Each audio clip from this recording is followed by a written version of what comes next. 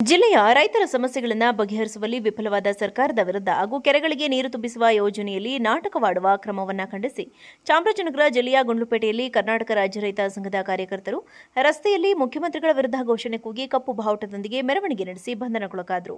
ಚಾಮರಾಜನಗರ ಜಿಲ್ಲೆ ಗುಂಡ್ಲುಪೇಟೆ ಪಟ್ಟಣದಲ್ಲಿ ಕರ್ನಾಟಕ ರಾಜ್ಯ ರೈತ ಸಂಘದ ರಾಜ್ಯ ಉಪಾಧ್ಯಕ್ಷ ಡಾ ಗುರುಪ್ರಸಾದ್ ನೇತೃತ್ವದಲ್ಲಿ ರೈತರುಗಳು ಕಪ್ಪು ಬಾವುಟದೊಂದಿಗೆ ಮುಖ್ಯಮಂತ್ರಿ ಸಿದ್ದರಾಮಯ್ಯ ವಿರುದ್ಧ ಆಕ್ರೋಶ ವ್ಯಕ್ತಪಡಿಸಿ ಪ್ರತಿಭಟನೆ ನಡೆಸಲು ಮುಂದಾದರು.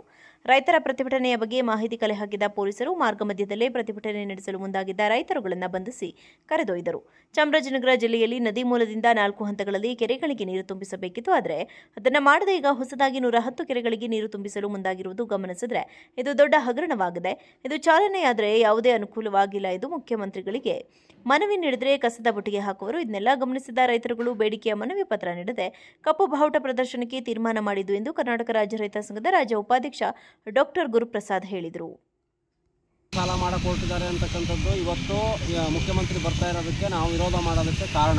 ಯಾಕಂದರೆ 4 ಹಂತದ ಕೆರೆಗಳಿಗೆ ನೀರು ತುಂಬಿಸ್ಬೇಕಾಗಿದ್ದವರು ಯಾವ ವರ್ಷವೂ ಕೂಡ ಪೂರ್ತಿ 4 ಹಂತಕ್ಕೆ ಅವರು ನೀರನ್ನ ತುಂಬಿಸ್ಲಿಲ್ಲ. ಈಗ ಪುನಃ 110 ಕೆರೆಗಳಿಗೆ ನಾವು 490 ಕೋಟಿ ತಂದಿದ್ದೀವಿ ಅಂತಂದರೆ ಇದು ದುಡ್ಡು ಹೊಡಿತಕ್ಕಂಥ ಹುನ್ನಾರ. ಇದು ಕಾಂಟ್ರಾಕ್ಟ್ಗಳಿಗೆ ಮತ್ತು ಇಂಜಿನಿಯರ್ಗಳಿಗೆ ದುಡ್ಡು ಮಾಡೋದಕ್ಕೆ ಅವರು ದಾರಿ ಮಾಡಿಕೊಡ್ತಾ ಇದ್ದಾರೆ. ಎಲ್ಲಕ್ಕಿಂತ ಹೆಚ್ಚಾಗಿ ಇನ್ನು ಮುಂದೆ ಬರ್ತಕ್ಕಂಥ ಎಲೆಕ್ಷನ್ ದುಡ್ಡು ಮಾಡೋದಕ್ಕೆ ಇದು ದಾರಿ. ಈಗ ಕಾವೇರಿ ಟ್ರಿಬ್ಯುನಲ್ ಆ್ಯಕ್ಟ್ ಪ್ರಕಾರ ಇವ್ರಿಗೆ 0.5 TMC ಮಾತ್ರ ಲಿಫ್ಟ್ ಮಾಡೋಕ್ಕೆ ಅವಕಾಶ ಇರೋದು. ಅದನ್ನು ಇವರು 4 ಹಂತಕ್ಕೆ ತುಂಬಿಸ್ತಾ ಇಲ್ಲ ಅಂದಮೇಲೆ ಇನ್ನೂ 110 ಕೆರೆಗೆ ಮಾಡಿದಾಗ ನೀರನ್ನ ಎಲ್ಲಿಂದ ತರ್ತಾರೆ ಇವರು?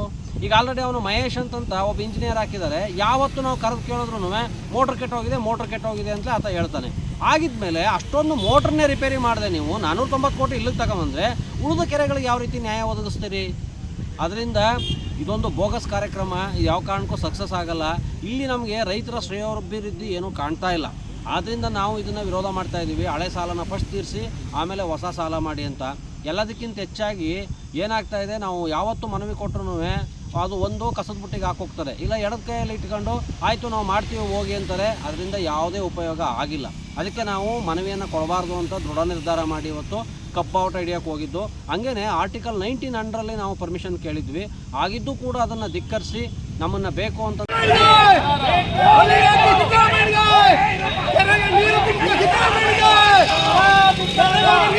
ಧಿಕ್ಕಾರ